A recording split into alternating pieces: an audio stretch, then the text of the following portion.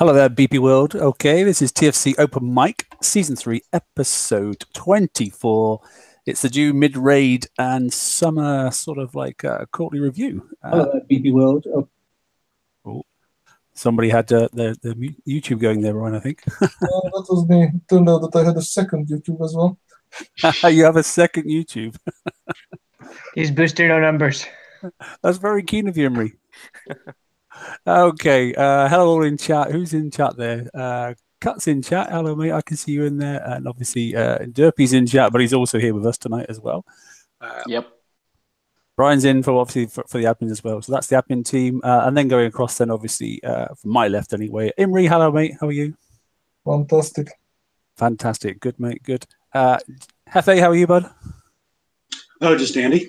Super duper. And it's Venom. Hello, mate. Hello. I'll just pop the link in chat once more, just in case anybody wants to pop on. And I thought tonight what we do, whilst I'm doing that at the same sort of time, we'd have a little look at some slides. There was a lot of slides, but because obviously this sort of the State of the Nation sort of spiel that came out about things that need to be going on in this summer section, then I thought we'd do it via slides and have a little look and go through them and just pick out some of the key elements, really, to be honest. Right, I won't maximize it, but I'll bring them up anyway, so it does help. Whoa, that's big. Hope you can all see that then. So interesting first and opening gambit, really. I mean, we're not going to read them out, obviously, but we're just going to sort of like basically scan over them. So as far as the team are concerned, the quality and the experience is what they're after. So the quality of obviously the product and the experience that we're receiving. We will do a better job to prioritize the most impactful bugs first. Bugs have been the bane of our life, haven't they? Would you agree recently? Yeah, but what are they doing different? Well, they're going to prioritize the most important ones first, but important to whom? I'm not really sure. I mean, we can talk countermeasures, can't we? You know, some bugs we get, but some not. Yeah, but I think that's what they said they were doing before. They would prioritize and fix the bugs according to their level of importance. I'm just curious what's changing. Are they hiring an additional person, or I don't see that there's any.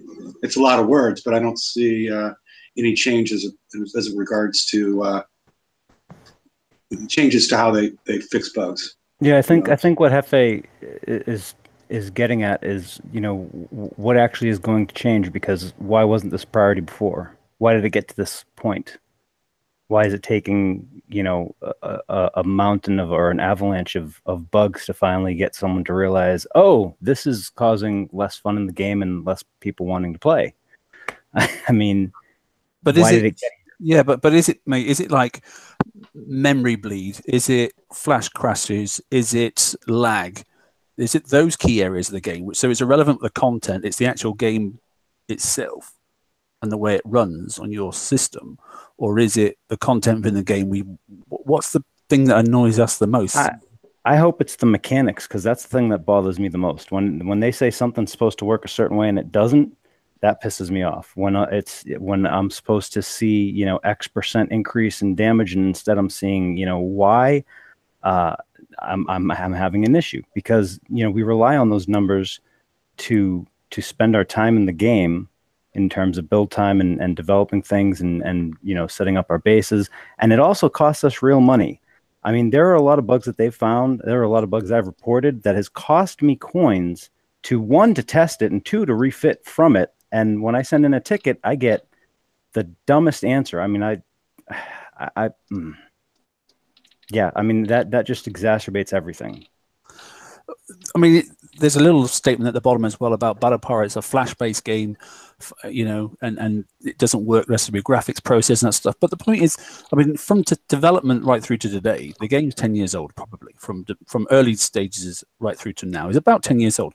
If you look at processor capabilities 10 years ago, you know, we were talking Centrinos and Centrino 2s and that sort of stuff, and now we're up to i7, 770s and that sort of stuff. Well, the processing power of a processor is considerably greater than what it was when the game was originated. So you know, unless there's some real geek in there that's going to tell me something about processors, I don't quite get why we haven't even moved on from day one. There's always been flash crashes and there's always been lag. Well, you know, I think the amount of power it takes now out of your memory is just phenomenal. Well, I think part of it is because they keep on trying to upgrade the graphics and everything. And, you know, I was looking at some old videos like the night before last or something, and I was thinking to myself, you know, I don't really give a crap if the graphics have gotten, you know, that much better. Yeah, sure, it looks nice and all that, but if it's at the cost of, you know, my ability to play the game, you know, dropping, what did they try before? Dropping some of the salvos of things. I mean, no, I'd rather have crappier graphics and great performance, you know? Because what they're doing, what that reads to me is that they're pushing the limits of the graphics and stuff. And since it doesn't split it between your GPU and your CPU, everything's running through your CPU. Okay, which tells me, I mean, the question that it begs is, why are you pushing the limits of Flash for graphics then? I mean, you're certainly not trying to compete with PS4. I mean, that would be asinine. So, you know, what is it that we play the game for? And it's for the game. It's not for the graphics. So and they've done so many stupid things. Yeah, why concentrate on the graphics when you can, concentrate? I don't care if it looks stupid. I just want it to work. Yeah, I must admit, I turn off most of the effects personally. I turn all the effects off, so just so it runs a little bit smooth and that stuff. Brian, you got a point. Sorry, mate, go. Yeah, no, and it's directly related to that. I mean, it's a Flash game. It's really old, and my computer, this laptop's about a year old, but it's a really good like gaming Omen laptop. I can play Overwatch just fine, and Overwatch is a really complex game, and I've had terrible lag this raid that I haven't even had in the last raid. And even if it's, you know, making stuff look better, there's really only a certain resolution that you can display this in. We can't even see all the pretty pixels because the screens are not meant to display that many pretty pixels. And I think that they're trying to one-up each other in terms of, oh, look at this cool design I made, but it's not conducive to good gameplay. Like the not the last Siege raid, but the year before, where you had the pop-up walls, it would make the shaky graphics and the wall would pop up. Mm-hmm. And just how many problems that caused. They're doing things that their platform can't support. And while they run it in-house, and that's got a completely different environment than a live server, they really just need to make things simpler on the graphical end, et cetera, because they can't make it look as good as they want. That's just not how these computers and things display these sorts of things. Yeah, they're great pictures and great stills, but if I can't win the neat ship because I die to lag and raid all the time, it's a lot worse experience, and I just don't care about that sort of thing anymore. So they're making it look too fancy for their own good, and it's hurting the game. Okay, let's move on to the next point. I'm jumping off a couple of slides, but just kicking out some key points there. So this one here I picked up on, which was currently the most impactful issue, is PvP, or the lack of it probably, and the Tier 7 conundrum, you know, the multiplicative effect as opposed to the additive effect, which there have been a lot of ninjas out there doing a bit of maths and that sort of stuff, Venom and you know, George included, and Heffy, I know. How did we get to this stage with a game that's been going for so long? How did we get to the fact that basic maths is always screwing the player over, and it's the player that has to bring up the issue, and then the player has to pay to have it fixed almost by readjusting our bases, our fleets, and that sort of stuff? It's escalation. It's escalation, but it's also they're not listening to when something is told to them. So I don't know how many times we've said that the Tier 7 was not displayed right, so it was multiplicative rather than what it was actually displayed as. And every time you tell them, they would say, "Well, no, it's right," or "No, we can't give you the information on that. We can't give you the math behind that." Well, we know what it is, and we're telling you what it is, but you're telling us no, that's not right, and the team knows what they're doing. Well. Yeah, but I think it's I think it's a little bit more basic than that. I think Mark had the right question, was how did we get here? And I think part of the problem is that when they do an escalation from tier to tier so far, it's in these massive leaps and bounds rather than incremental steps. You know, yeah, when you go to tier 7 and the tier 7 stuff comes out, you want to incentivize the player to get it. That's awesome. And you can by making them work just a little bit better, right? What they're doing instead is every time a tier comes out, they're making it so that they want to negate the tier before, which is really asinine, because what you do in that case is you're going to have a small group of people that have the I'm going to walk your base stuff, and then the majority of players that are like, what the hell just happened? Like, all our crap is worthless now. And that's not a way to keep people playing. I mean, you know, if you're going to do something to go into like tier 7, right? And I don't care whichever way. You can balance anything. You can balance either the deflections, or you can balance resistances. I don't care which way you do it. It's just math. But the catch is you can't have such a large jump where you try and negate previous stuff just by sheer numbers, because it doesn't work. And the worst problem is they did it in such a massive fashion this time that in order to correct kind of for it so we can get to a balance point, we have to have all these turrets. Well, the problem is they didn't release everything in January. We're getting it in dribbles. So all year long, we've had these massive swings back and forth, back and forth, back and forth, on top of them screwing up the math. And that's just another entire thing. But we've had these massive swings, and now we're at a point where, you know, we're in June, right? We're in the middle of June. We're past the half. I mean, half the year is almost gone, and we still haven't reached a balance point in the game. You're asking a community that, you know, you make your money off of them having no patience and wanting something now, and they want to coin it. And you've just asked that same community to wait 7 months before they see a balance point in the game for the part that they like coining. I mean, that just seems like the dumbest business move ever. And you know that thing? Oh, you know that thing where you just made the Proto Centurion to be a little bit better than the Buck and Hydra? Do that, but for PvP. Yeah, do you know, PvE escalation, and I know it's probably easy because they scale the targets and go, that is the target, like it or not, that's it. And people's bases have a range of, you know, God, exponential from one end to the other end. Even a number doesn't mean anything. You know, a base number is irrelevant because everyone has a different concept of how they want to build their base and the layout.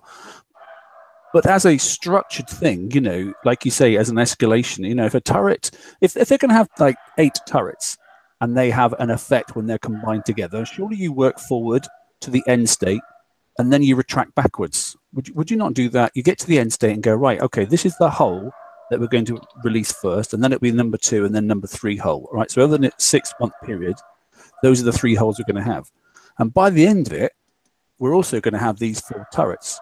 Combining those 4 turrets together, that's going to give you a maximum defense stat of this or a maximum firepower of that. That's just 2 simple numbers.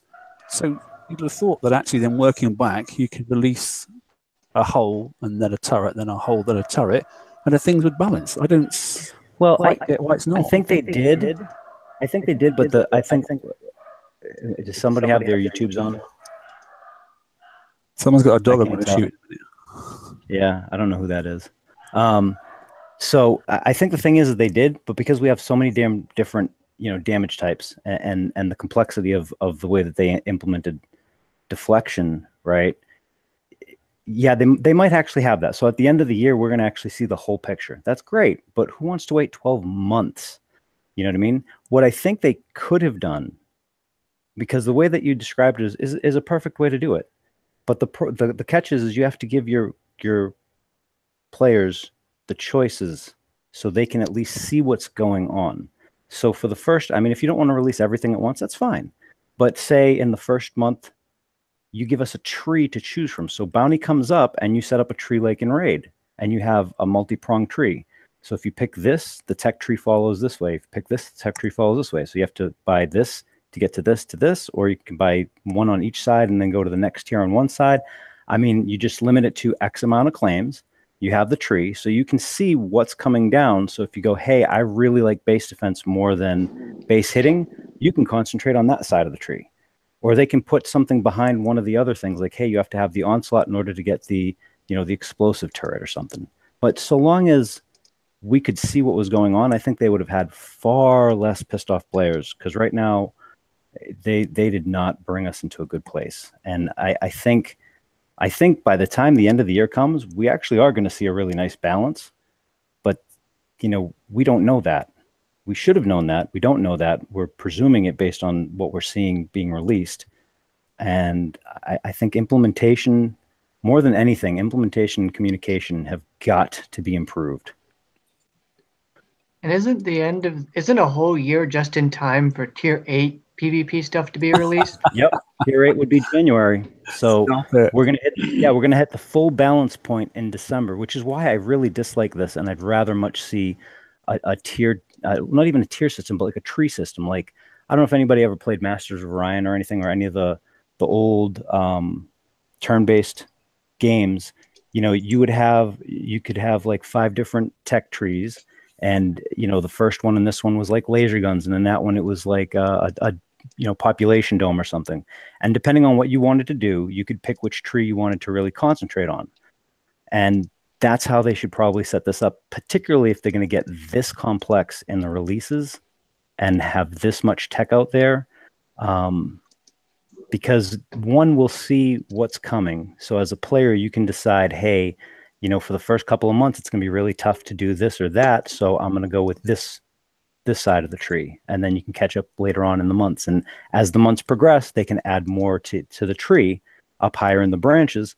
So that way you're going to have to get stuff at the bottom to work your way up. So they can kind of limit, you know, how many people have certain tech that way, but you got to let us know what's coming. Like, we can't keep doing this blind, because the swings, I'm telling you, if we have the same thing happen at the end of this when it balances and it starts all over again in January, they're going to lose the game. Everybody that plays PvP is going to be like, screw this, we're not doing this again, and they'll be done.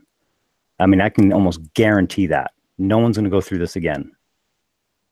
It is interesting, I have to say. And the second thing on this one, obviously, you know, it's changing slightly tack, is the whole countermeasure debacle. I know Hefe and I were having a quick chat quickly before we went live.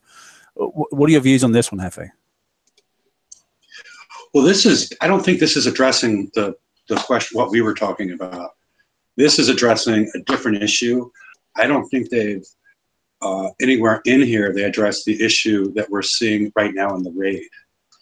No, I agree, but the long-term concept of a countermeasure should work. I mean, we've got an issue in the raid, haven't we, at the moment, where putting several countermeasures together, one outranges the other and then neutralizes, and for some reason. And I've seen a few people doing a couple of videos, and I did one myself yesterday, did a live stream, and I just literally took a single ship in to see what it could you know, take down. When I started putting combinations in, actually they were taking down nothing. It was making it worse. And I actually didn't put the same, you know, I put a single ship in with a single countermeasure on, and I brought in a second ship with another countermeasure on, and that null and voided, and one wiped out the other one, and nothing was shot down. It was really odd, and I don't quite understand why it's working like that. But yeah. This issue deals with a quote unquote 100% bug that we get 100% boost to our countermeasures accuracy. And this is impacting PvP greatly, which I don't know that that's really what the players were asking for or actually seeing. Was the countermeasures was an issue. I think more they were seeing an issue with the damage boost associated with the tier 7 turrets as it plays along with deflection. Yep. I think this could have just stayed the way it was, and everybody would have been happy, as opposed to the situation that we have now. You have a lot of anxious people associated with what's going to happen and hoping for proper execution, but not really planning on it. So this is one I think they could have put lower down and not addressed at this point in time, especially addressing at the same time that they're going to be dealing with the tier 7 multiplicative to additive transition. Just seems to add an extra layer of maybe we fuck this up and maybe we fuck that up. So that's my thought on it. Yeah. I like the way, by the way, that they called the additive stacking instead of multiplicative a bug. I mean, it's not a bug, is it? It's not a bug. Let's be honest. Yeah, like I can make an additive equation multiplicative in Excel, but I have to screw up multiple inputs and put times where I meant plus, or enter an entirely different equation. Like, you guys screwed up. Just admit it. I think what they did was they were lazy and they used the library and didn't realize that everything in there was multiplicative in a stack. Because once you code it and you stick it in as a function and one of the libraries that you're using to build stuff, you're not going to look at it again. But George, that goes back to my original point of, for this little piece of project forward, look at your numbers, and then revert back. Oh, hell yeah. And do a bit of testing. Oh, yeah. And the thing that's really frustrating is, when they first came out, I had asked, like I was writing an article. I said, look, I need to know how these are supposed to work, because right now I went through the whole file split thing again, and like we went through all the stuff, and I was told very specifically it was additive. That's the nature. That's how it was designed. Da da da. And then Templar, contacted me and was like, dude, it's not. Right after I published it, he's like, he went and tested it, and he's like, it's not. And I was like, oh boy.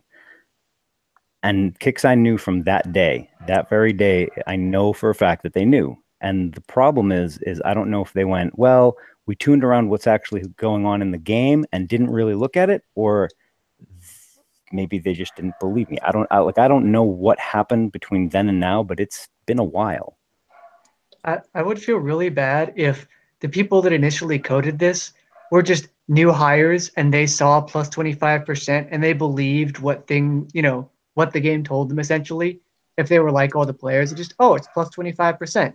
I know what that means because of logic and math, and it just wasn't. I would feel so bad if that were the case.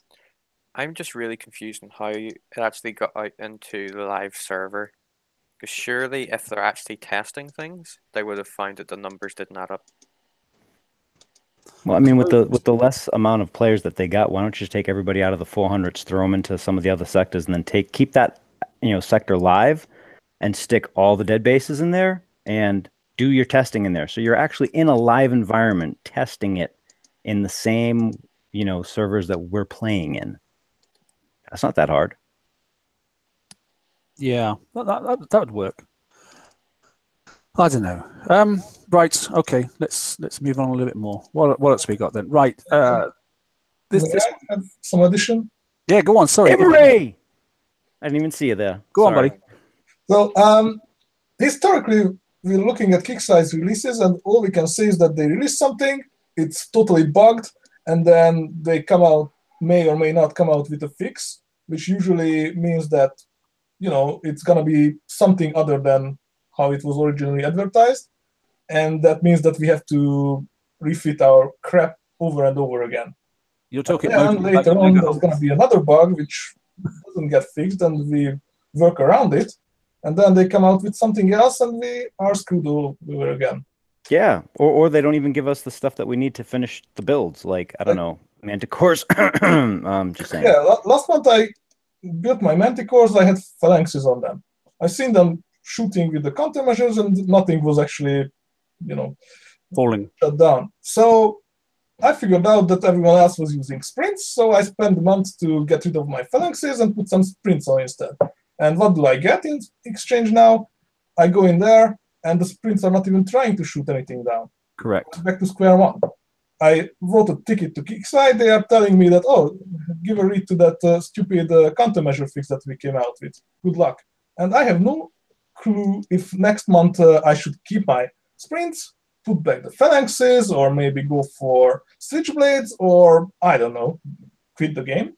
Do you know what? I mean, those that watched that stream I did yesterday, I did exactly that. On the flagship, I put, switchblades on. Then 2 ships, I put phalanx, and on 2 other ships, I put on switchblades. Just to sort of head my bets for next month, because I have no idea what's going to happen. That doesn't help. You figure out what's working now, and you can end up just like me this month. I'm just keep chasing my tail. I do the perfect refit for this raid, but next raid, I can go back to square one with nothing's working. Yeah. That's what I'm dealing with here. There's no consistency. Yeah. I mean, for me, I'm getting the phalanxes. I mean, because I literally took the ships in separately, and I'm getting more results at the moment with the phalanxes than I am with the sprints. well, I don't know. We'll see. We'll see what happens next month. I'm edging my bets, but anyway, yeah. So moving on. Actually, can I just interject one thing there? Because I know somebody somewhere out there has a Bullseye Brigade just burning a hole in their crew pack. I've got one. I've got if y'all have just phalanxes on, I'm really curious to know if going in with a Bullseye Brigade, because someone told me last raid they tried it with a Bullseye Brigade and they weren't shooting down all of the turret missiles with phalanxes. Actually, I wonder. I tried it. You tried it? Yeah. Did you shoot down all the missiles from the turrets? Yeah, nothing were getting through except the the untargetable missiles. Okay, so it actually did work on the turret missiles to do 100%. Yeah, only problem was that we can't roll Bullseye Brigades anymore. Well, that's true. I was just curious because last month I had heard that it wasn't even working 100% that way, and I was like, I wonder if something's wrong with the phalanx itself. But if it worked, then yeah, that negates that. Then never mind. The sad thing is that right now I can't even pull off the Bullseye Brigade trick because the sprints are not even trying to fire. Yeah, I had the same situation. I've got sprints. I'm leaving them on though. I'm not taking them off because I'm virtually done on this one. So I'm just going to sit there and hopefully they'll be different next time. But yeah, we need a post just like how they did for the siege raid cycle, saying, hey, the turrets that are on that ship, that really big ship with 4 turrets, that launches this missile, and this could be countered by phalanx but not sprint, for example. And the ships fire this. It either cannot be countered or can be countered by this or whatever. We need that for this. This is incredibly confusing. I don't think it's the individual, like if you're all switchblades or you're all this. I think it's when you put the combinations together, not necessarily on the same ship, because we know that can cause an issue. But when you put the combinations of those items together, they seem to be making huge interaction problems and that sort of stuff. So I'm not quite sure why that is. Tomorrow, my plan to do a little bit more testing where I'll just take in, on a lower level target, I'm just going to take in 2 ships and it'll just be the phalanx ones, and then 2 ships just with the switchblades, and then 2 ships just with the sprints. And I'll see, I might switch one over. I don't know, we'll see. But something's not quite right. But when you add 2 together, it seems to make, 2 different countermeasures. It seems to make the thing go a bit goofy. So I'll give it a go, but I'm not going to waste a Bullseye crew for that, George. Sorry, mate. But I will have a little look. Oh, I mean, if Emery already did it, then I know Emery tests well, so I'll just go with that. I just wanted to verify or not whether I'd heard, because that was just a kind of like third person heard this from somebody, so I just wanted to see. But if someone's already done it, then no one needs to waste a Bullseye Brigade. That's all. If you want, I can give you the footage. Oh, that's even, yeah, that'd be cool. Link up on the page. You can put it to this when I post this up later on. I put the link behind. That'd be quite good, because I've also seen a couple of people doing it as well. Misty did one as well. Where I wouldn't make it fully public. Oh, okay, all right, mate. So the next piece then, this is a contentious situation. The Forsaken mission. I mean, I'm sure it's been up there long enough now. People can read it.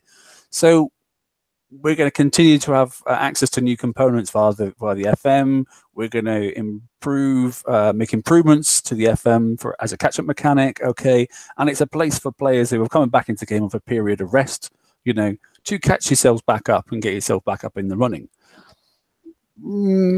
Get back up in the running in what concept though? I'm not really sure how you're going to catch up, because there's not really a great deal of PvP stuff in there. Bear in mind, this is supposed to be a PvP game. I was away for 3 months. I came back. I'm missing a load of turrets, still missing a load of turrets and that sort of stuff. So an undefendable base, really, whether it's additive or multiplicative, I still can't stop half the holes and that sort of stuff. I've sort of given up trying. I've got to wait till the next series comes out, the explosives probably or something. I don't know, but yeah. I don't know.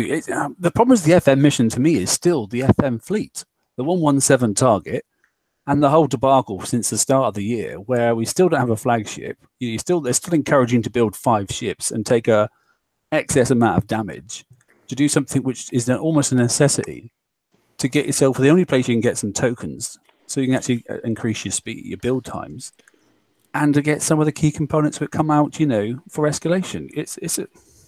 What's even worse is, if you have the Savage, it's actually better to run just 3 rather than 4. But even worse is that fleet, that hull has been by far, out of everything that I have ever built, the most refit I mean, the most refit dam hull ever. It's ridiculous. And then, George, I haven't even touched or built any Inferno Dragons other than 2 shells so far, just because I don't have time with all my other PPE stuff.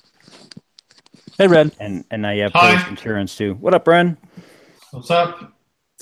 Yeah, we're just sort of going through the state of the game, mate. We've got up as far as the FM, which is probably not the best subject at the moment to discuss. But basically, we were just picking up the point that, from my recollection, really, that this FM from, and whilst I like the Dragon, I think it's probably the worst ship for doing the FM, for doing the targets and then the amount of damage you get, and then for the last 3 or 4 years, I think it's the worst one available. You know. I don't know why they've done it this way. I just can't work it out. Could it be it's already tuned for the flagship? Whenever they release the flagship, then we're going to get to a good place? We'll be delighted. I doubt it. I bet you 10 to 1 we're going to get another target when the flagship comes out. Are the auras additive or multiplicative? But 6 months of waiting, you know, then detune the freaking target, because they said they're going to tune it again. Remember they said back in the spring, in April? When the flagship comes out, the target damage will increase again. Bloody hell! It's bad enough as it is now. I think they jumped the gun on that. When 1 week to the next, you know, you're taking an hour's worth of damage on a good run, and the next week you're taking 3 hours on a good run, with all the things they wanted too, with that lowered explosive amount and everything. It just doesn't make sense. Sorry, I just jumped in. Are you guys having challenges with FM? It's not challenging as such, mate. It's just the nature, as it says there on that slide. I mean, it quite clearly says, you know, this is the place where, you know, you can, if you've been away for a little while, you can go and catch up. Okay, so let's just say you're away for 4 or 5 months, okay, and you want to catch up. Well, there are only certain things, yes. So icebreakers are great, and they take forever to retro up to R10 and that sort of stuff. You know, they take a lot of resources to do that. You know, getting resources right now is also quite difficult for some key areas of the game. You know, but if the key elements are in that allow you to do the escalation parts and maybe bring yourself up to speed, you know, with some key items that you maybe didn't have in a certain event, that means then that, you know, we all know that no one really coins the FM, because this is a chore event that's done every week to get you to get into playing the right parts of the game. You know, doing the FM is not playing the game. Doing the FM is a means to get to start playing the game. And the cost at the moment, I think, of the Dragon fleet, or if you want to just keep using the 111 still there, but keep using your icebreakers to go round in cycle after cycle after cycle, and grinding yourself to death. I think they've got it drastically wrong. I really do. Yeah, for the people catching up, I think the icebreakers do a great job. Like you said, it's resource intensive to build. It takes some time to build. There are tokens. All the tech is in there. You know, I think icebreaker starts at tier 3 available, and then the flagship on tier 4 and whatnot. I think the progression, once you pass the initial hurdle and you progress from like the low 60s, I think it's the target, all the way up to the 111 is good. Then there's another huge hump from the 111 to the 112 and the 117 where you need the Dragon, and even the Dragon is not. Once you get it right, it's good. I mean, I'm doing 4 or 5 targets before I dock. So yeah, but the thing is Ren, a lot of people don't like the fact that they're going in with that much damage, because it precludes you from doing any other aspect of the game. You know, and it's not a catch-up mechanic if you have if you can only do 4 or 5 at a time. That's not really a catch-up mechanic if you're trying to catch up and you've invested in the dragons. People with Infernal Dragons are not in catch-up mode anymore, right? I think it's a fair assumption to say people catching up are running icebreakers and hitting 111s and below. I think 112, 117 Infernal Dragons, that's not a catching up discussion. That's an end game player discussion. The end game players that's not an end game. That's not an end game player. That's an any player, because that's what you want to go to. I mean, if you're going to invest the time, by the time you get your icebreakers up to top retro, you're already building your dragons. And then you're not catching up anymore. Then you're like an end game player. Yeah, but it's still the damage still is not. You are catching up. I mean, if you were gone for a couple of months, you're still catching up, even when you have that fleet. And then the damage amount is the part that everyone has a problem with. Yeah, and that's only linked, I think, because personally, as far as I'm concerned, the TLCs seem to come in line with the FM update, and you get the FM update, and if you're taking so much damage on your dragons, you do 3 or 4, and then you fix overnight, which means you can't take part in the TLCs because you can't fix 2 things overnight. So you've got to make sort of balance out what you're going to do in which process. Some of the TLCs take a while, and they're both basically chore events to get you to a place where you want to start playing, and what you want to start playing is hitting people's bases. And you know what? We've been complaining about FM and all that stuff for months, and nothing changes. And I'm honestly tired of having that same discussion over and over. I mean, I'm feeling like Groundhog Day. It's probably like the 10th time or 12th time in 2-3 months we're complaining about FM. And you know what's happening? Reality is like people just do like Price did and give up on the game and walk away. That's it. I mean, I'm tired of talking about it. Sorry. Go ahead if you want to talk about it. I'll just be quiet. Well, it's like, I mean, they do watch the shows. They are going to see the feedback, and they're going to see the chat going. And they won't do anything. Have they changed FM? No. I don't know. I mean, that brings it quite nicely to a conclusion. I'm going to go back a slide a minute and talk about something else. But basically, player first. The players don't like the frickin' FM the way it is, okay? And we don't like the fact that we have to pause and wait to do a TLC because we've got so much damage in the FM. Do something about it. That's all I'm asking. It's the catch-up thing. It's the routine thing that happens every single week. Stop trying to monetize every single thing in the game. I mean, you know what? They could even monetize it, but one of the things that they could do is maybe in the top tier, throw in a repair token. That way you can repair once and get your FM done in one go, and then you only give up one night of repairing so you can do TLCs later. I mean, there are other options besides, changing the target. If they're really adamant that they don't want to change the target, there are other ways that they can mitigate it. Okay, Venom, you got a point, mate? It's not truly a catch-up mechanic, is it, to be perfectly honest? Well, if you've been out of the game for a while, it's the only place you could sort of catch up with some items. You can catch up on some items, but what does that leave you with? You can do FM slightly better, but you can't hit the raid because you won't have anything to hit the raid with. So you're not going to progress any further. You're just going to get all items in the FM and just not be able to do anything else. Tokens. That's where we get the escalation weapons too, though. And you can say, yes, you can get tokens. Well, that's fantastic. You've now got tokens to build nothing because you don't have the hulls to do the raid. You can't do the raid, so you're kind of just stuck in an eternal loop of just collecting the rubbish from FM and not being able to fit anything into it. I've got friends there who just joined the game. They can do the FM fine, but they can't be helping raid. I can't, without them physically going out and buying the fleets from the deals, there is no way we can help them.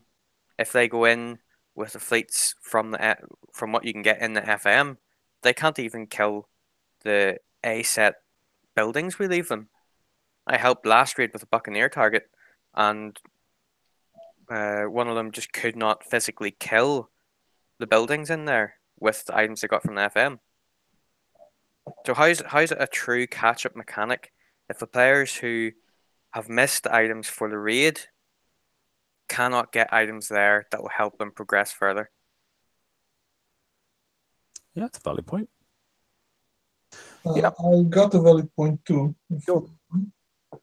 So we got these newer and newer ships that we need to build all the time, and we have to build plenty of them. And have you guys realized what kind of resource cost they are coming with? Yeah, a lot. And what kind of resources can they carry? It's same since years. It's not increasing. So basically, in order to refill your resources, you have to dock your fleet with full load more and more times than before. Well, I think Ren mentioned that the targets are resource negative, and on top of it, I think he's actually Ren. You did mention that the newer hulls are not carrying enough to even repair themselves, or something like that. No, it's that's primarily on the skirmish targets. The assault hulls they are carrying enough. It's just that last month, especially with just the 100, the payout was negative because the 100 gave you like 150% per hit, and you could only hit a few, right? But now they did the 102. If you're doing the sets, if you hit a 100 and a 102, you fill up. You get to like 470%. Yeah. Of a full Manticore fleet capacity. So that's okay. Now, this raid, I'm feeling it's resource positive. I'm hitting only 100 and 102. The only caveat is like I'm docking. I do one set and I dock the resources because just to build up, because the ships are resource intensive. That if you're going to build a bunch of shells for the XP weekend, you're going to need a lot of rest. The full amount that all max level warehouses can carry will not even build 4 shells, I don't think. I think a Mantis 250 million of each. So you need more than that. And that's discounting the fact that assuming you're not refitting anything this raid, and with the Darkwing CIC and all this other stuff, they're expecting you to be refitting probably right the heck now. The raid fleet that you're using for the raid, they're expecting you to refit it, I feel, during the raid, which no sense, but Which I'm not doing. I'm running my fleet with the Savage CIC. I know people use the 3 Darkwings, a lot of people, and they're seeing less repairs, but I did a 90-minute sprint this morning on the raid. It was the first time I sat for an hour and a half to play the raid like non-stop. And the first time I coined this raid. And I had the Grease Monkeys on the dock and the remote raiders on the fleet to go out to map. And I was doing 2 sets. So that's 20 million points. Docking, and it was a 4-coin repair or 5-coin repair. Yeah, I think it was 5-coin repair for 2 sets, I think. Yeah. Yeah, with a Grease Monkey, that sounds about right. So I'm not going to refit my ships right now. They're doing well. Can they do better? Absolutely. The guys who refitted are doing slightly better, saving, I think, an hour, 40-minute repair. I'm just going to see the raid through and do it later. Okay, one thing I did want to move on to, if we wouldn't mind, is this one here. So this is the BP App Companion. We know it's gone globally recently. At the moment, it's got a few, a few good assets to it. I think, like notifying you that the ship repair is working, being able to, do some FM targets, not all, but some FM targets, that sort of stuff. Ian, you've done a little review on the app. Do you want to lead with this one, mate? Yeah, sure. So the app so far, you can go in there, you can auto targets on the map, FM targets, whatever, raid targets. I've hit a couple of raid targets with it, and you can launch fleets, but there are a couple things you can't do yet, like modify your fleets or whatever. I don't think you're ever going to be able to do fully drive it, but as it says in the slide here, they're going to add a couple things. You're going to have blitz functionality in there. I think I saw that somewhere. You're going to be able to speed up your ships and stuff and do ship refits. And there's going to be more opt-in notifications, which I think is really useful. Like, this is your phone you want to stick in your pocket at work. And then once the buzzer goes off, if you want to log on for 2 minutes at your lunch break or whatever, just to change something around, I like having opt-in notifications, and I like being able to have you decide what to do. And they're also going to add base actions like speed up, repair, and upgrade and stuff. I think that's good if people want to run their base a little bit from their phone, and more opt-in notifications. And one thing is that this is not like a standalone version. Like, this is the companion app. It's really only useful if you want to go along and supplement the game. Like, you want to log in for a minute or two, and that's all it really offers. You shouldn't be able to play you're not going to be able to play the whole game from your phone. Like, I know some people use the Puffin app, but this is a lot simpler for me to use. So I like this. I made a video a couple weeks ago about 5 changes that I'd like to see, kind of review thing. And there are a couple of them in this update here. I'll probably have another video or 2 out talking about this later. But those are just my thoughts on the app in general. Yeah, it's interesting. I mean, that's a valid point. It isn't BP, it's an assistance to BP. And I think it's sort of hitting the nail on the head. It's had its teething problems and that sort of stuff, but it's sort of coming out at the right sort of thing. You can only auto target, as you said, your fleet's got to be put together correctly in the game properly before you actually go and use it on the app and that sort of stuff. But if you're in a position where you're that in tune with your game that you want to be able to just quickly go in there, do a couple of targets, and put it on fix, you haven't got to log into anywhere else, and use a load of data. It's quite data light, which is quite handy, and it does what it says on the tin at the moment, as far as I'm concerned. It's got a few key areas that you can't do. There's no in-game chat, etc., and that sort of stuff, and I don't think there should be, because that was probably a little bit too intensive, I think, processor-wise for people's phones, and also data usage and that sort of stuff. So I think it's got some potential, some adjustments to do, but in general, I think it's a plus. You know, and there aren't many other games out there that do this sort of thing, or are there?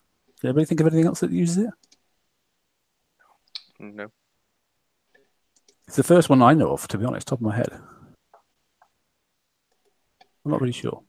There is one thing they need to do, and that's tell you when your base has been hit. That's coming, right? They listed that there will be 3 opt-in notifications. I think one of them is telling that your base has been hit. Yeah, currently you kind of just log in, go to your base status, and it'll tell you your base is repairing, and then you just go to the 3 dots in battle log and see how you did. But yeah, it could, if that is coming, that would be quite handy. Because at the moment you just have to keep logging in, check. Well, I've got nothing repairing, so I'm fine. So say during bounty, you at least know that you've been hit when you're out and about. Okay. I'm going to skip that slide there. We're going to this one here. So this is the last little bit I wanted to talk about. Is this like so in as Robin mentioned on Tuesday's show, you know, it's 2008, so that's why it's 8/26 is the week. So 8/26, okay, release of Bounty Season 11.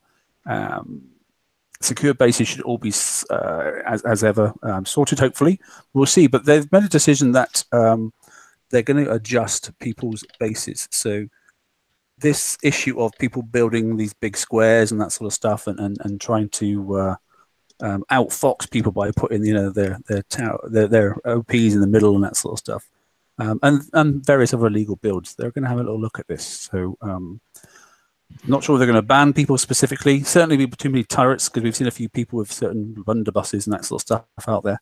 But swing the hammer. Yeah, I'm all for it. As far I as don't understand why they gave him notice. I mean, I would have just swung the hammer, and you know, you don't want to kick them, fine, just ban them for a couple of days or a week, but then, you know, put their base parts to negative 25 million, because with the way base parts work, I mean, it's taking away that crap's not going to do anything. So either this is meant to catch bases that are illegal as of a certain date that is not June 18th, or they're only going to catch the really, really stupid hackers. A lot of them are really stupid, to be fair.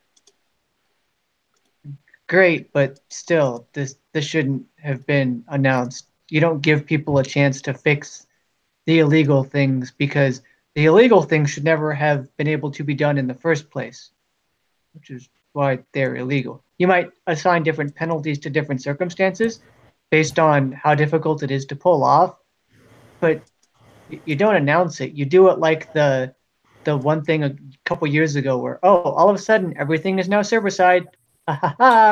You just surprise them. I like whoever said that instead of warning people or banning all the way, if they didn't want to ban the players, that they should do something like stripe all their turrets and then set their base parts to minus 100 million or something like that. Yeah, it's George, yeah. Yeah, that was punishment. Sadistic enough that I liked it. Give them like a little tag on their base, so you know. Tattoo them, you mean? Naughty. With a strike one symbol on the side. Yeah. I sort of mentioned this elsewhere, that basically I would like this to sort of like being announced 10 minutes before Bounty started. You know, implemented 10 minutes before Bounty started and announced 10 minutes after it started. Oh, that would have been nice. I mean, because the one thing that I have a problem with is announcing it, and then if they don't do anything, that's essentially going, hey, you know what? If you can figure out how to beat the system, even if it's a hack, go ahead, because we're gonna just let you. You know, we're just gonna slap you on the wrist, and there's no repercussions. There's you know. Yeah, you mean the sort of like temporary ban, take out the turret, and then let the person carry on playing, sort of stuff. You mean? Yeah, I mean, there should be consequences to your actions, and this is teaching the exact opposite. I mean, if you raised a child like this, you'd have a hell of a brat on your hands.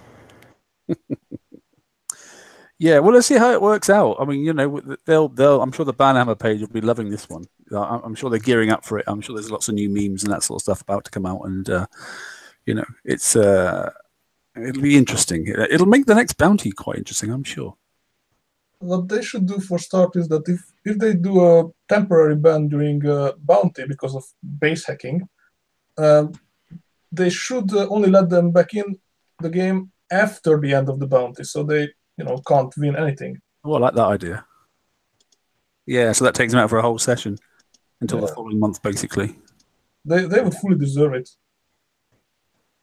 Yeah, I mean, there's levels of there's the outright people that buy the hacks. I'm not saying people that hack, because people that hack generally want to sell that hack so they make their money and that sort of stuff. So the people that buy that hacks because they're frustrated with the system. We get that. We're all frustrated with the system, but we still try and do things by the book, as best we can.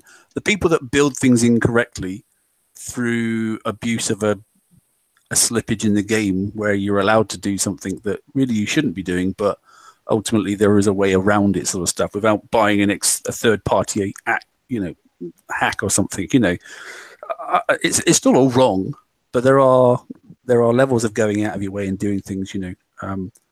I saw this sort of thing that Rampage was saying, that basically the person that's base is in a square, basically won't be able to do anything at all until they make it. They won't be able to launch anything or do anything at all until it's been corrected. I don't know if that's the case. I'm not really sure. As far as I'm concerned, Kixeye should just put all their base back into one place, as in put it all back into the generator, and they've actually got to go and build a fresh base before they can actually do anything at all. That's what I prefer it to be. So. Yeah, the only catch with that is if they go, okay, well, you can't go to the map until this is done. Well, that's fine. If I'm in the middle of bounty and I don't want anyone to whack me, and I can still pull that off in the base planner, I'll set it up like that, and then I'll log off. Yeah. Yeah, that's fair, I suppose. But ultimately, there'll be about 0.1% that have done it in error, as some people do. But 99.9% of the people have done it deliberately. So, and I may be generous there, just giving them the 0.1%. But hey, not to worry. Right. Okay. Should we move on to business about raiding and that sort of stuff? Let's have a look. Just one word before that. For those who think I am actually cheating because of a post, the post on the page was specifically a joke. No, I'm not. Just if anyone was curious. That's an ongoing joke with many people. It shouldn't be on our page because we don't even let those sort of posts stay up there. But, if things are supposed to be tongue-in-cheek on certain pages, they generally are tongue-in-cheek. In general. I don't think that many people that are sort of well-known in the game would get away with too much hacking anyway, because they would get picked up pretty quickly because everybody wants to report them, as they always do. There was just a couple of people concerned, so I just thought I'd let it out there. No, I'm not. Just I'm not. Okay. Okay. Right, come on. Let's move on to the reinforcements, which is obviously what we're doing now. So I think it was Ren that picked up on Wednesday's show, that basically the badge that you can pick up was correct, but the name was incorrect. So that's the name down the bottom there, which is basically, I looked it up, and it's supposed to be the most senior centurion of any legion, basically. And that's the name of the badge, or Primus there. So wait, but Proto-Centurion from prototype, meaning the initial one, but it's the oldest centurion of the legion? Brian, stop bringing logic in here. It's not oldest by age, it's oldest, most senior, most capable, and that sort of stuff, Okay, sure. Do you all know why a centurion was called a centurion? Go on, fun fact time. Because it commanded 100, what is it? 100, not 100 soldiers, 100 groups of soldiers, right? Yeah, it's the Roman decimal system, isn't it? Yes, centurion comes from centus, which is 100, pretty much. Yeah. Yeah, gotcha. And then there's another level, and this guy basically is in charge. Yeah, the guy below the centurion was the decurion, the guy who oversaw 10 groups or soldiers, whatever. And the guy below him was probably just pissed off. But it was just a soldier, a legionary. As are we all. Hello, Nobby in chat. How you doing? I'll say hello to him. That's my brother. Right. Okay. Because I can. Right. So this is what the raid's all about this time. It's a bit of a dull raid, to be honest, as far as I'm concerned. There's not much in it that's exciting. The prize pack's a bit dull unless you really want to go out and get into the lock store and pick up tons of tokens, because that's basically about the only place you can get anything worthwhile. We'll talk about getting to the lock store in a minute. So this is all about this flippin' Proto-Centurion. And we know it's come in because the SS RBs have come out, the things that replace the dubs, and we're doing the 4 new corners. And this is the one that's really supposed to be doing the siege one. You know, it's going to replace the Hydras. We all know that Bucky's basically can't do it. It's an escalation hole, which I find particularly frustrating, because we've just got rid of the siege raid, and I think it's a bit of a stinker, personally. I like how you say we just got rid of the siege raid. Not like we finished the cycle, we completed. It's like we got rid of it. Get out. It had issues, didn't it? You know, I mean, they've all had issues and that sort of stuff. But Siege is generally quite, you know, you get a nice strong set of holes. But I mean, going back a year ago when we had, you know, Cannoneers and that sort of stuff, and the Ironclads and the Ironclads at first were stinkers. Yeah. But Bucky's became very good and very strong and that sort of stuff. And now, you know, we've moved on, and they've deliberately, to me, made them very weak now, because they're doing this thing, and this thing's awesome. You know, people are going to creep towards this now. But you know what? That thing is... Sorry, Venom, go ahead. The Producent is just ridiculously more powerful than the Bucks are. Like, there's no competition between them. Yep. Yeah, and the annoying thing is, you know, the specials on it, the new weapon, that sort of stuff. And something that you probably paid quite a bit of money to have 2 months ago is now obsolete, which was really grinding me. If you look at it, we pretty much had one escalation siege cannon every 2 months. We had one for the Buccaneer, then another one as escalation, and now this one for the Proto-Centurion, and it's only June. So in 6 months, we saw 3 escalation cannons for siege targets. And these are supposed to be good for a year. That's the other thing that, you know, that's what's really bothering a lot of people is, hey, why do I have to do this when, you know, these are supposed to be good for a year? And yeah, you know what? I've done the SSRB with Buccaneers. It's doable. It's not something that you want to do, but you can do it. So just think, you're doing your FM, you've gone out, you've done 3 or 4 flipping targets, you've then got a dead freaking set of dragons, you go out and then take out your Buccaneers, you're going to go and get some freaking, you know, do an SSSB, you've got 2 fleets. What are you going to do? You can't do both. Oh, they want you to coin something. No one's going to do that for a routine, everyday PvP chore. Then you got to go, right, now I've got to get the BP app because I've got to remind myself of when I've got to go and fix that thing. It could be 4 o'clock in the morning, you know. Oh, I also want to go and start this TLC. You can't have your cake and eat it. Kixeye. It's just not possible, and that's what you're trying to do. And I remember, George and I remember us mentioning in past occasions that we would like to see a super target on map, like above the Titanium 85, above, like where we could hit like 2 or 3 and fill up. But when we said that, we never thought they were going to come up with a brand new fleet for it, right? We thought, okay, something that I can do with my existing fleets, let's say my Buccaneers. That is hard, but if I hit 3 of them, even if I take 3 hours of damage per target, but I hit 3 of them and I'm full, and now I have a dead fleet. We always said we'd be okay with that, instead of like having to grind, I don't know, 9 or 10 85s to fill up the Titanium, you know. But even then, I mean, I can fill up Titanium hitting autoing the 985s. I don't need to drive, I don't need to worry, and my Skyfires can do it. So I have no reason to go hit this SSRV just for resources right now, and I honestly don't recommend anyone should. Why are you?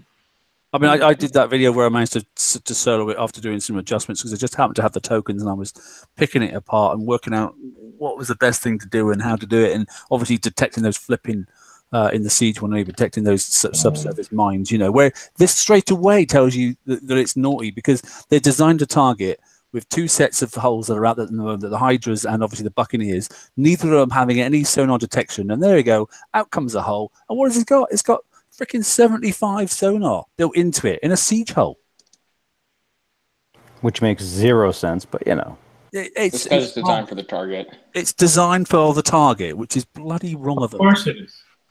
And the thing is, too, because we're looking at this, and if they don't make this useful in other things going forward, people are going to be like, well, why is this hull out there? It's only useful for one thing.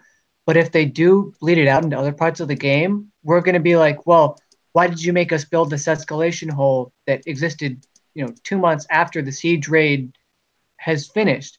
And Rampage Reports mentioned it being useful in TLCs. Now, that was vague, and we don't know the extent to which it's there. But if they put a sonar mine in, or if they put those super tough walls in. Well, I guess then you could just use Hydras. But still, if they put one of those mechanics from SSRBs into TLCs, then everything is on fire. Everything about, oh, your holes are good for a year, all that's gone. Every hole that you build is, obsolete as soon as or just after you finish building it. And that's if you're keeping up on all the tokens and using all your FM and shipyard time and everything. At that point, why even do anything anymore? I feel like I'm putting more work into this game as a player than some of the designers and devs are making this game. And I shouldn't be feeling that way.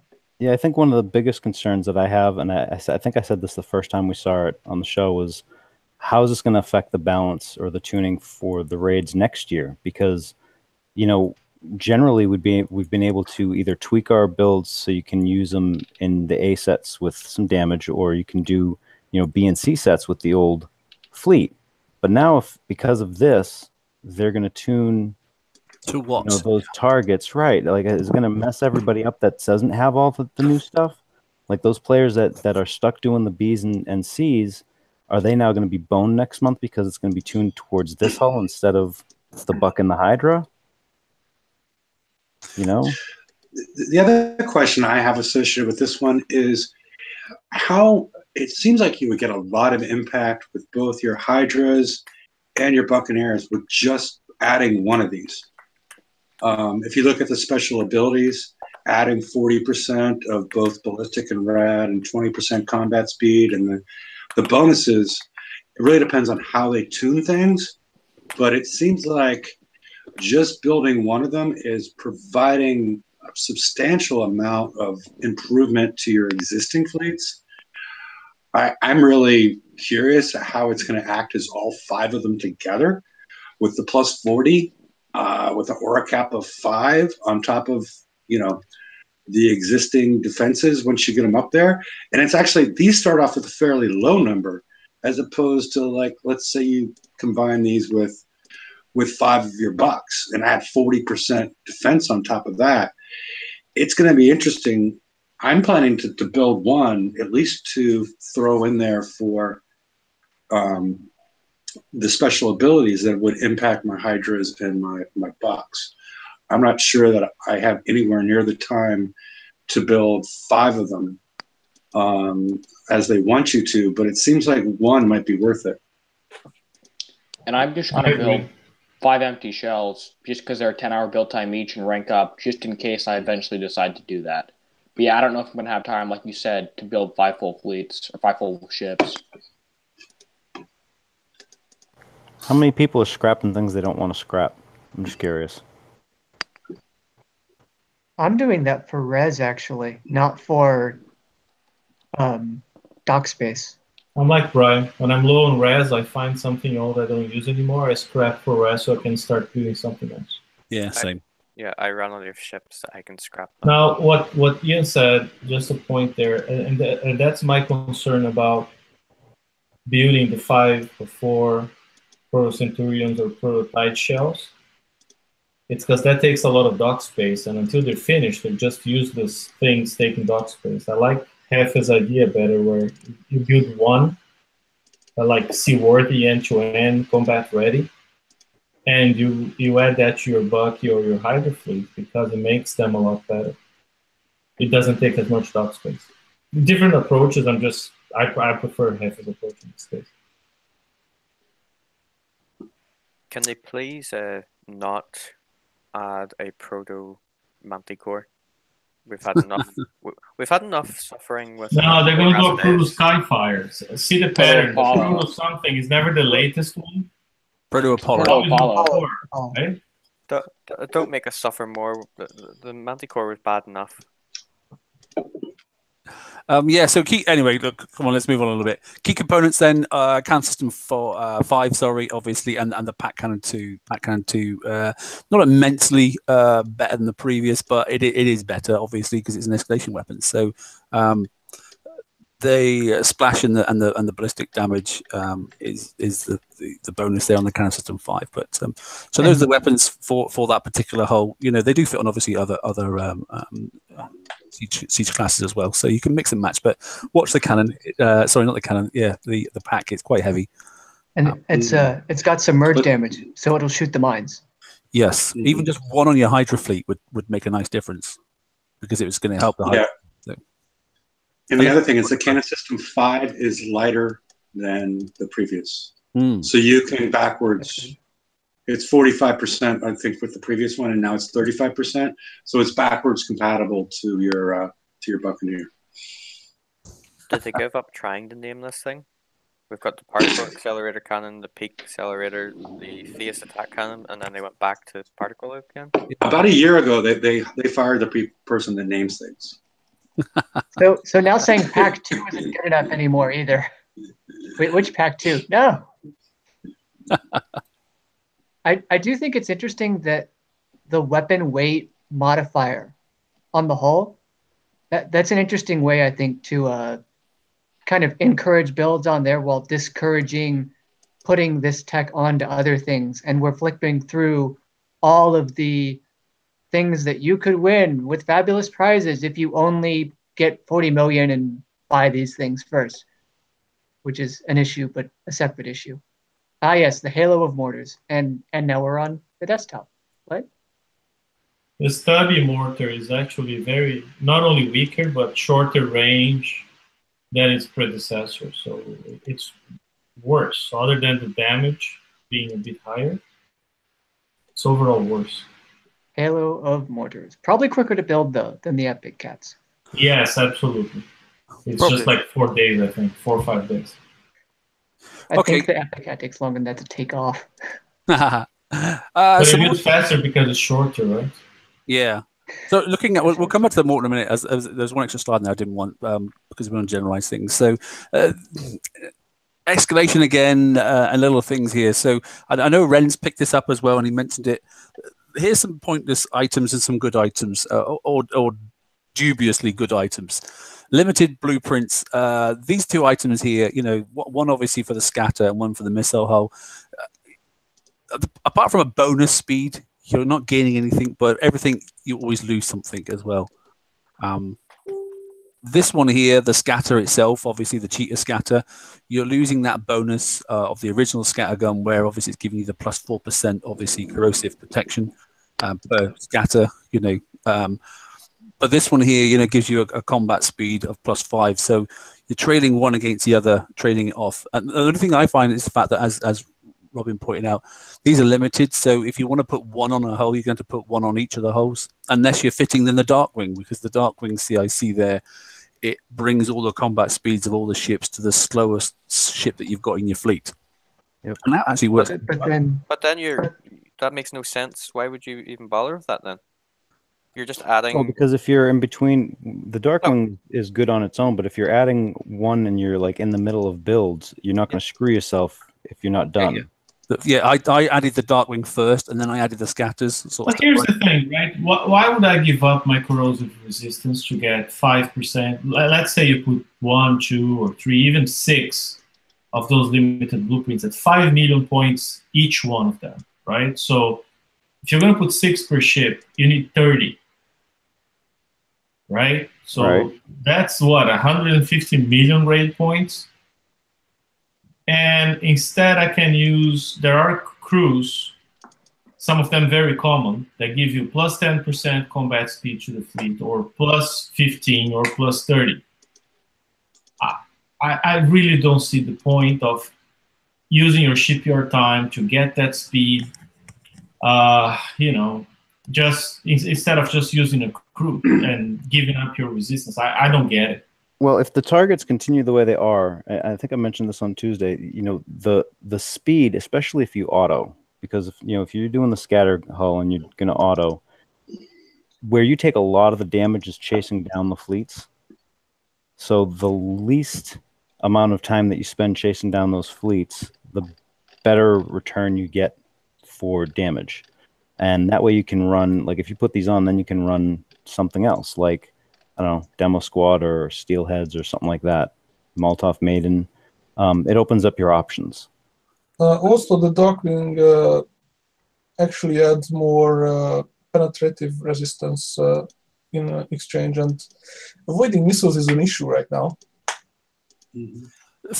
I can see the balance, and that's what I looked at, George. So I've put 2 of these on each one of my scatters, mantis, and the reason is because I can now just get in, and it's a single volley fires to me, as opposed to I was getting 1 volley firing at me, and just as I about got to it, the ice field hit, and I was getting another volley coming at me. Now I can get there, 1 volley fires, and I've killed the turrets off the top of those 3 ships. Yep. In a single. So the second volley doesn't come out anymore. You know, I've lost a little bit of defense, a tiny little bit, because I've still kept all the rest of the scatters on there, but I've gained a little bit of combat speed, and I've also managed to put on the Steelhead's crew as well. So I'm getting a buff back again, and I'm actually getting less missiles are coming at me, but I'm actually managed to sort of like use the Steelhead's crew to sort of like negate that sort of loss. Well, but the Steelheads doesn't negate the corrosive resistance you lose, right? No, not the resistance. No, it doesn't. But it gives you some defense buffs. For penetrating. An entire salvo not hitting you too. Yeah, that's got to be huge. And I've noticed it is an entire salvo in each one of the 2 targets, and I've knocked 30 minutes off my fixed time per set. So Darkwing on 3, Darkwing on ships 1, 2, and 3, and 2 scatters on 4 and 5. That matches them all, and they're all a little faster, right? So now what I've done is I put so it does match them all. They're all a little slower because they all go to the speed of the one that's got obviously that doesn't have scatters. Now I've managed through. No, but they all get faster because the 3 auras from the Darkwing, they add combat speed. Oh yeah, that was like. So just to compare, if you have 5 ships with the Savage CIC versus 3 with Darkwing and 2 with Savage, that second fleet here with 3 and 2 is faster than the fleet with 5 Savages. It's 63 as opposed to 60. Yeah, it is. But in addition to the aura, the Darkwing itself gives you 10% combat speed, right? It's part of the CIC. So the ship is equipped on, but then because the other 2 don't have it, that buff doesn't apply because it slows them down to max speed. But then that's why you add 2 of these new scatters on 4 and 5. On the other 2, yeah. So that would give you 10% back, and then they're all as fast as 1, 2, 3, right? Yeah, that would work. If you're running the scatters, both the Savage and the Darkwing both have the same 10% bonus. It's just the Darkwing has an additional 10% speed bonus. Yeah. No. There's an aura to all ships, but not there. The Scorpion had a 10% to the ship it's equipped on. The Darkwing has 10% to the ship it's equipped on, and 10% to all ships in the fleet through the aura. Yes. So the Savage doesn't have the 10% to the ship it's equipped on, just the 10% to the fleet. I'll look at the blueprints in game. And that's why you could not stack. You could not stack Savage and Scorpion because the Scorpion would be 10% faster. So I mean that's just the Scorpion one there. The other one obviously has a range reduction through speed. I don't know why you would go for the other one. I'm not.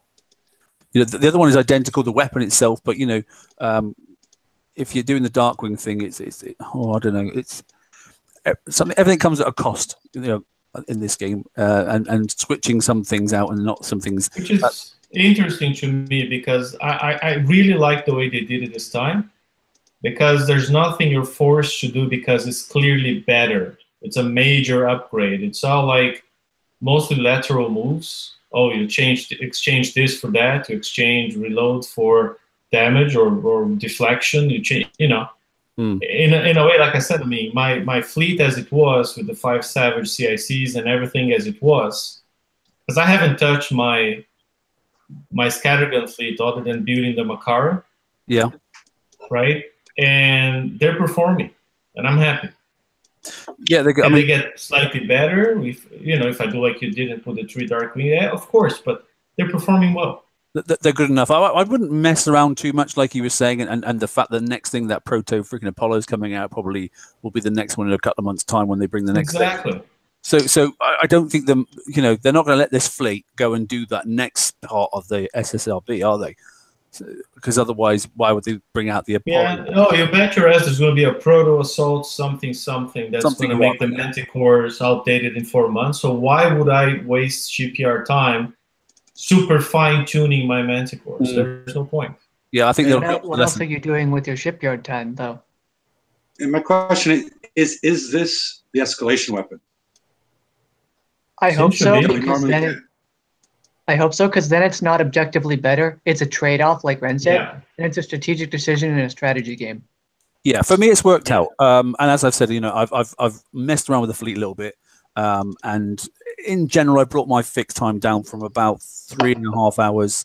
This is with no cruise, by the way, for both S targets, from 3.5 hours down to just over 2.25. So it's not too bad. The 110, is under sort of, it's about 58 minutes, and that's no cruise at all. So I was quite content, and I think that's reasonable amount of damage and repair for that target. Because my fear is in 5 weeks in the FM, there's going to be escalation weapons. Oh, let's hope not. And then there's also going to be the mine layer CIC.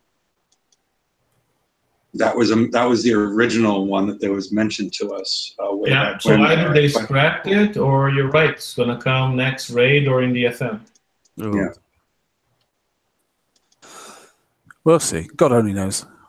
Anyway, so It was never mentioned. Sorry, Mark, by Kixeye. Did you ever hear mention of the mine layer CIC again after that first announcement? I didn't. No, that was the only time. But I'm assuming it was at least in the works. I mean, but yeah, but I'm just wondering if this is like a limited weapon, because they're so expensive. It's $300 million to get them both, and they're not. Maybe it's just not forcing people to go through the escalation stage, but we're sort of used to that part of it, and people have put up with it. And why would they get rid of that part of it? Because people are attuned to that. I mean, maybe they're making a change for the better. And Don't give them ideas. Yeah. Yeah, they don't listen to me. I'll be honest. I'm not touching these limited weapons. I just by principle. I'm not. I see. I get your point, and I'm not doing any more either. I must admit, I'm just not interested in. I haven't redeemed a single one, and I don't plan to.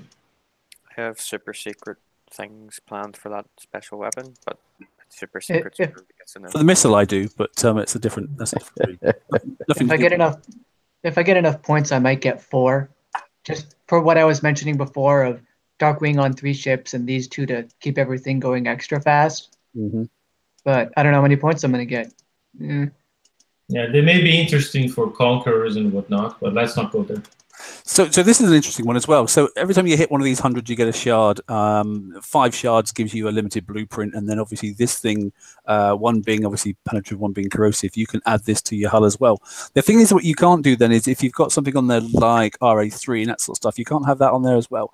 I didn't see this as much as a bonus. I know it gives you. This is so freaking useless. It's pointless, isn't it? I refitted one onto my first ship, and it takes more damage. I thought so. Now I know it gives you some ship deflection, doesn't it, or all that sort of stuff, but it's not as good as having the extra penetrative with R15 from the.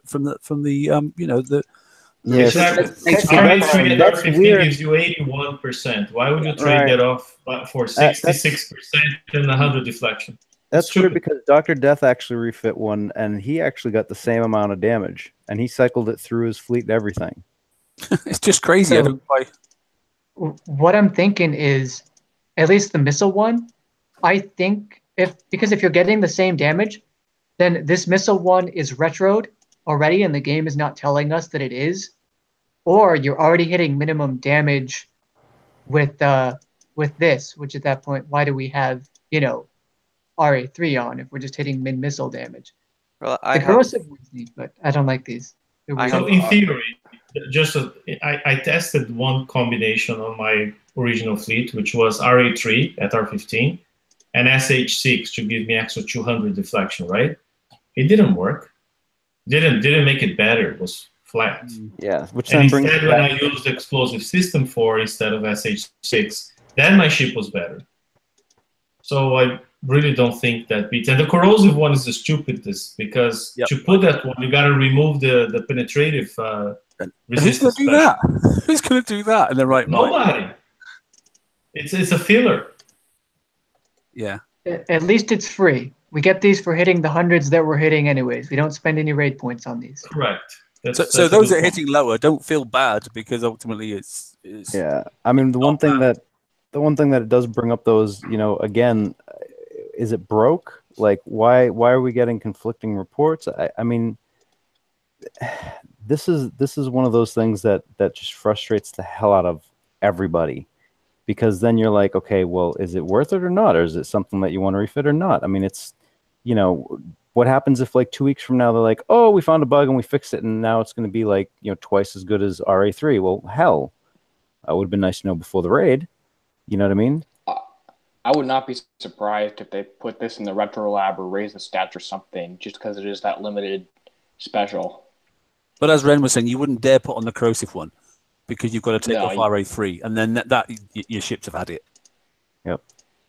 You know, if this was like being a limited special, I much rather this should be something like you know how we have the alloy Calm 3 that gives like 55 and 45.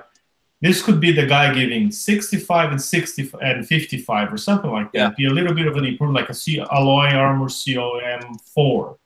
Yeah, I combined it. You know, I would see value in that. Yeah. I kind of wonder if this is speaking towards something that we're going to see in the raid next month. I'm hoping it's just a filler, as Ren said. But I just thought I'd bring him up anyway. What else have I got? Oh, yeah. So I did take that. So the explosive shells 2 is in there, and it you know, it's got some stats. Great. Put it on your turret. Fantastic. It's the turret itself is what the turret top I'm interested in this thing here. This is the first one of the explosives with the bonus cap of 8, giving the explosive damage 25% additive as it's going to be in the future. But it takes away quite a few bits on the stats. Ren, you looked at this on Wednesday show, didn't you? Yeah, it's useless, and but you know, get both of them, because they will be likely part of a family of 8 explosive turrets, and in order to get the maximum tier bonus, you need all 8. So get it, but on their own, like I said, they are weaker.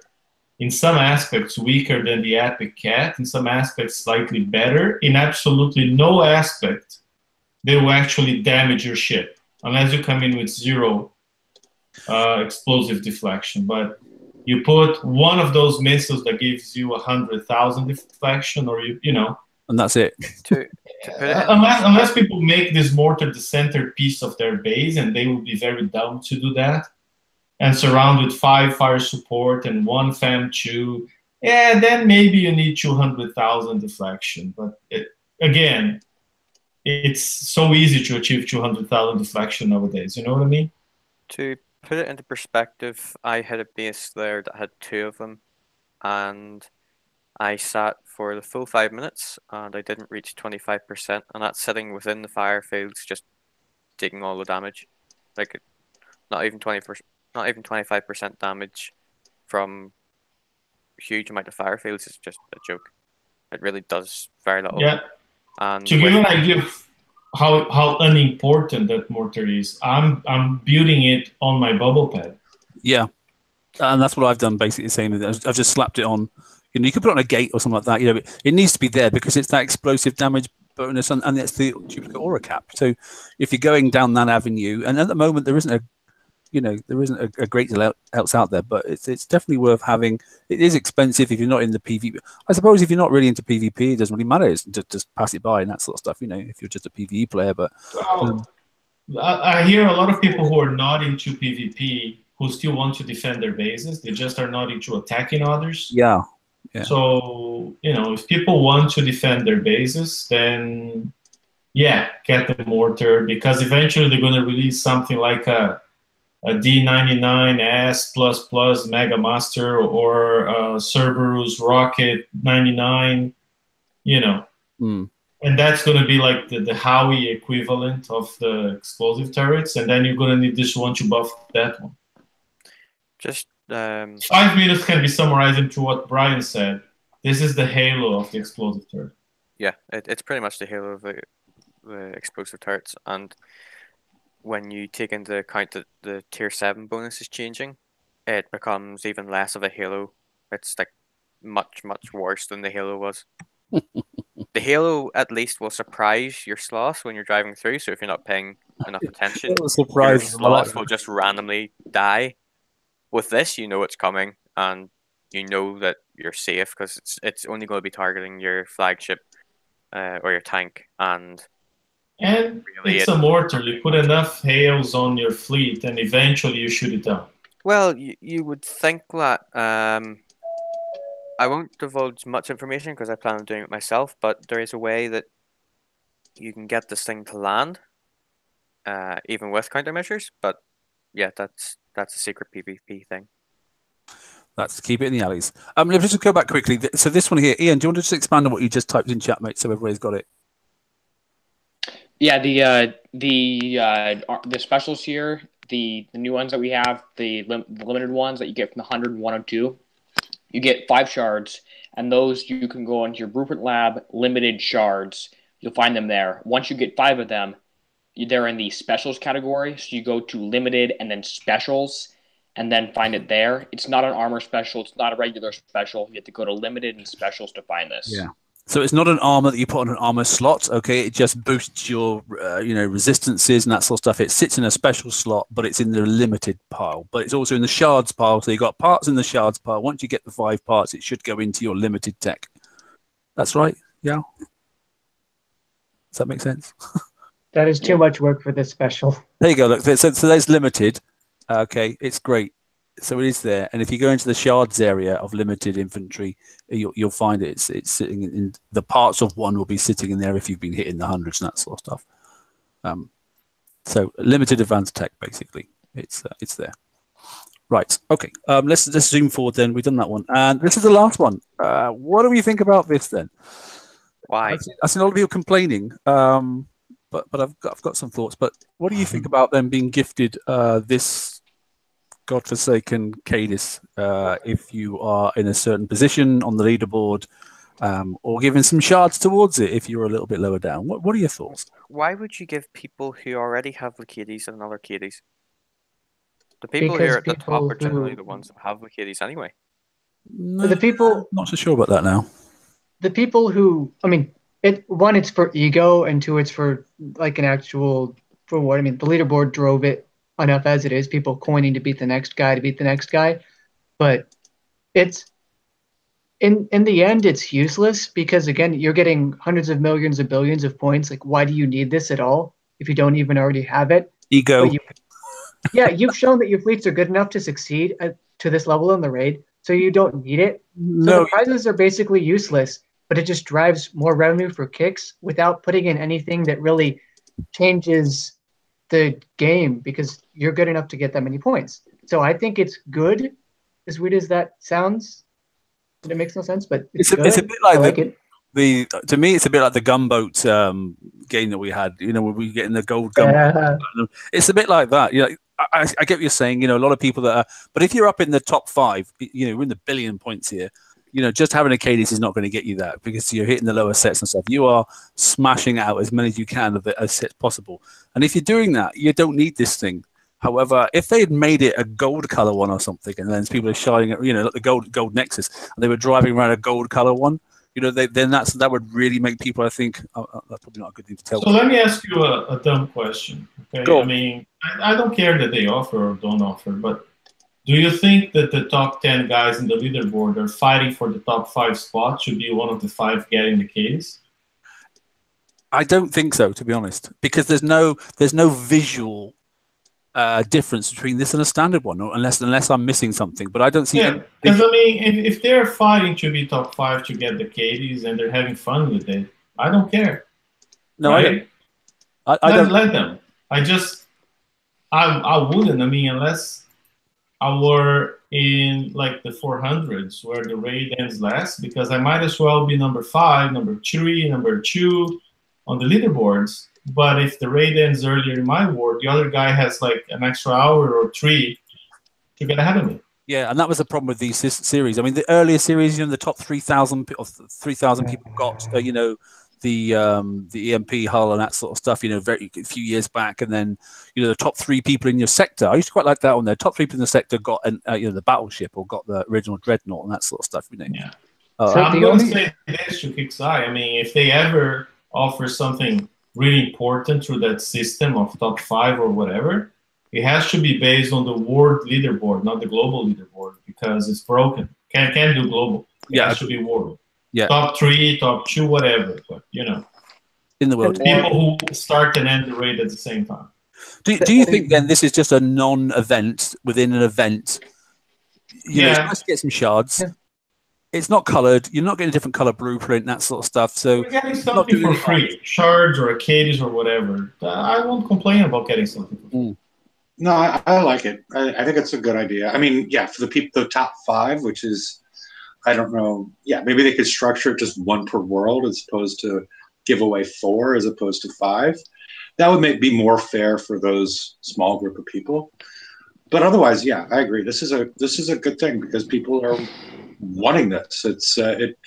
I just hope it's not something, you know, like the ECM had a lot of uses, but this is, you know, it's not as these people already have, you know, 3 of them already, you know, so this is just an extra one, just you know. Does anybody see any reason why this shouldn't have happened? Because I don't really. I don't have no issues with this whatsoever. It doesn't bother me. I still won't build the darn thing just on principle from bad karma with some previous versions of this sort of type of hole. But you know, yeah, they should have done the Man of War here. That would have been the way to go. Really, don't say it. They could have made a proto Man of War skin for your Man of War. No, because I've recycled it. Because I needed the res. More important to have the res at the time than it was that ship. No, I don't see anything wrong with this whatsoever. For those that have just been trying to get their last 50, you know, if you are, I don't know how it helps. I mean, 2,000. I don't know where. I suppose it depends on how many people are playing the raid. Seems to be more now this month compared to last month, but I don't know. We'll find out at the end. Yeah, I'm at 140 million. I'm 2.7 thousand. So. People Slacker. Are. Thanks, Ren. You only got 4 ships, is that right? Isn't it, Derpy? Yeah, I didn't have the Manticore. I didn't have the flagship before this raid. Oh, and you're now in the lock store, aren't you? To get to it. Yep, I've got it now. So you're redeemed it. You're done. Yeah. Well, at least you've got it, mate. I mean, I'm still frustrated the fact that it's, you know, it normally says left or right to get to the next stage of the progression ladder, and you've got to get both. So, you know, or you've got to have. They keep changing that criteria kind of random. It's like every time is a different person touching that. How was it last time? Screw it. This time's going to be this way. They're making you get this proto, aren't they? That you've got to have it whether you like it or not. That's the hardest part about this raid is that you need to get 40 million before you can get anything of real value. The flagship is now 80 million where it was 50 million before because you have to get the proto to get it. Oh, and Captain Black just said in the chat there that 25,000 people have got some raid points. So. Guys, I'm out. Thanks for the chat. Take care, everyone. See you next time. Cheers, Ren. Later, Ren. Bye. Later, Ren. Yeah, it is interesting. So yeah. I mean, the statistics are there that are quite reasonable, to be honest. You know, the top 2,000, you know, 1,000 to get 25 shards, and you know, 200 to 1,000 get 50 shards. So it's okay. It's doing no harm.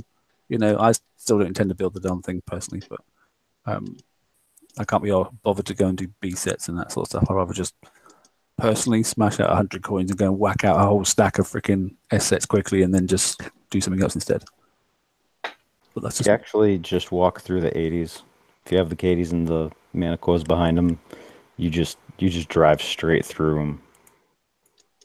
Watch your drones. Got to pay attention. Yeah, we've got a lot of dock time to build the darn thing, and I can't be bothered anymore. Yep. Not doing that. Actually, if you happen to have enough tokens, it's not that bad. You don't have to have it fully built. You just have to have them spawn the drones. Manticores take care of everything else. I'm still not doing it. The show is only 24 days. Only. Good God. Yeah, that's what, $120? It's fine. Yeah, I've got protos to build yet. Oh, yeah. Those are 10 hours, though. It's fine. And then escalation next month as well. Hey, but whatever. Right, I think we're out of slides. Let's have a quick look. Yeah, we are. We're good. Right, so let's stop sharing. We are... Wow. Flipping heck, Hefe. Look at this. You're on the show. I'm on the show. And now it's gone into an hour and a half plus. Right, is there anything... Oh, you're just starting it. Not my fault. We're just warming up. Yeah. Look, that wasn't overly negative, but it was real. As far as I'm concerned, some good stuff. You know, the BP app I'm liking. The KD's in there, you know, to mess around with. That's good fun. Escalation weapons are there, but you don't have to have them. There's a CIC that seems to work for both fleets. So they were designed really for missiles initially, or at least we thought it was. There are some pros and cons, you know. So on the average, I think this month raid is being received better because people are a little bit better prepared now, you know, and that sort of stuff. So I think things are moving on the right direction. The only thing I wanted to mention, did anybody get to catch Rampage's sort of blog of the Rampage week? Live? Yeah, did you catch that? Yeah. Seems as if things are sort of like progressing. I hear there's going to be a drone module now to go for PvP. Is that right? Why? Why? We need more toys. Because they're going to break something else. Can we at least be able to use the drones and target things instead of them just randomly driving off somewhere? No, I can see it working quite nicely. You know, if you want to do a spot, well, maybe not a spot ship, I don't know, but at least then maybe if a drone goes forward, then someone's howitzer cannon can fire at the drone instead of fire at my ship. You know, I don't know. We'll see. There are examples where drones work well, but yeah, I'm kind of really interested in whether or not they're gonna roll out the changes next week instead of the week after. So we get a bit of time to play with it. You mean? They said they were looking at that. I'm really looking forward to watching the forums and all of the crying from all the players. The turrets will basically be very weak. It'll feel like they stopped working. Yes, you're right. Yeah, they'll feel like it's not working, but a lot of the big hitters are going to have a field day. It's just going to be pure joyful for them and pure sorrow and suffering for everyone in their path. I know a lot of people who are really looking forward to this update just so we can go back out hitting again. And more specifically, go farming a lot of people who have relied on just the... Yeah, they think they're epic because they've got all of these turrets and they're going to find a big change. It isn't their fault though. They've only taken they've only done what the game has been telling them, basically staring in the face. They do this, and you're sold. You know, it's not necessarily their fault. How you go out and brag about it's a whole different issue, and that's what keeps the game alive. Is the bragging, isn't it? Yeah, it's fun. I hope they delay it. You know, until when they said, because this is the first time I've been maxed out on any category. It was yesterday. That's the first time. Now I have 6 ballistic. Before I had 5, and I have some. So now, now I'm maxed out, and I get a couple of days out of it, as opposed to people that had months out of it. But whatever. I'm kind of curious why we didn't see the turret from Bounty that they took out in this raid, because now they're not going to change it. Yeah. They're not going to put that in until after the change, because if they put it in before the change, it's just going to make highs just completely ridiculous. Like, they're already ridiculous. There's no denying that, but when you put the 2 extra turrets in, it's just... They're now going to have to make the 2 turrets available in the Bounty, aren't they? Yep. Yeah, that's a pain in the ass. It is, or do some random TLC, which is a bit odd because it'll be PvP, to get the turret after the update's happened. But, hey, nothing surprises me anymore. But it's going to have to come along somewhere, because now there's a key item that's missing that's in that group of ballistics. So. Does it look like a good turret? I quite liked it. I must admit, it was there was genuine use for it. But don't think it should have had stun effect though. That'd been quite nice. Or a slow down effect. Yeah. Slow down or stun. It would have been quite nice. But I want the world as ever.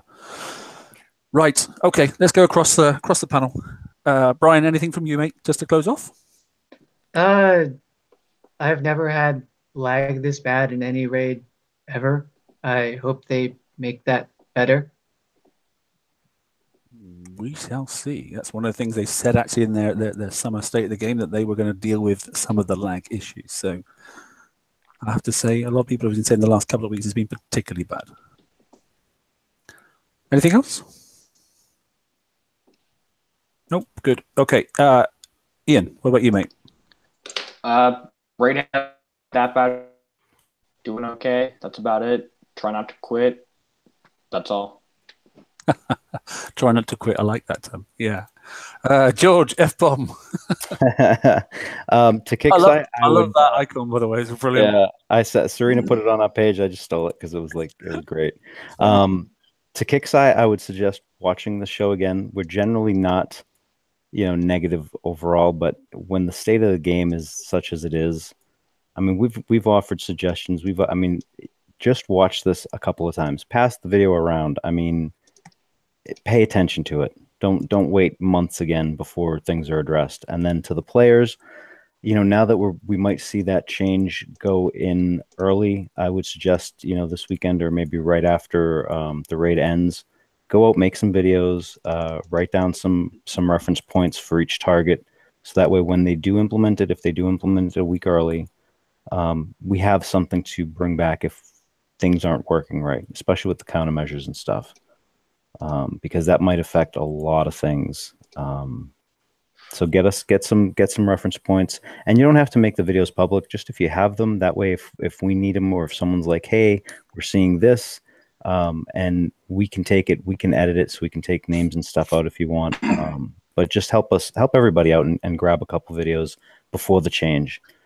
And good luck on the rest of the raid, and have some patience if you have any left. Yeah, cool. Imri.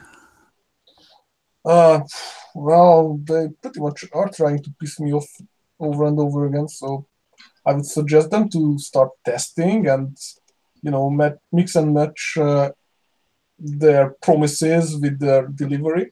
So, what we see is what we get, instead of, Players first, yeah? I go into my base and I look at what my turret says and what it does. Well, I don't remember the last time that it was actually the same. Ships the same tendency as well. So, unless if you know everything by the heart, then you are not going to get what you expect. Valid point. Hefe, what about you, buddy? I would love if at some point soon that they explain what was going on with the countermeasure mechanic in this raid. And also, I want to know if these are the escalation weapons. And third, in case anybody here, I have 2 fire support 2s on each one of my warehouses. What should I replace the other one with? That's a good point. Yeah. That's a very That was good. That was a good one. Yeah, I don't know. Is the answer anything? Yeah, anything? I'm not sure. I don't have an answer to that one, mate. Sorry. Yeah. Lunar Razor in chat actually mentioned something. I just checked it in the game.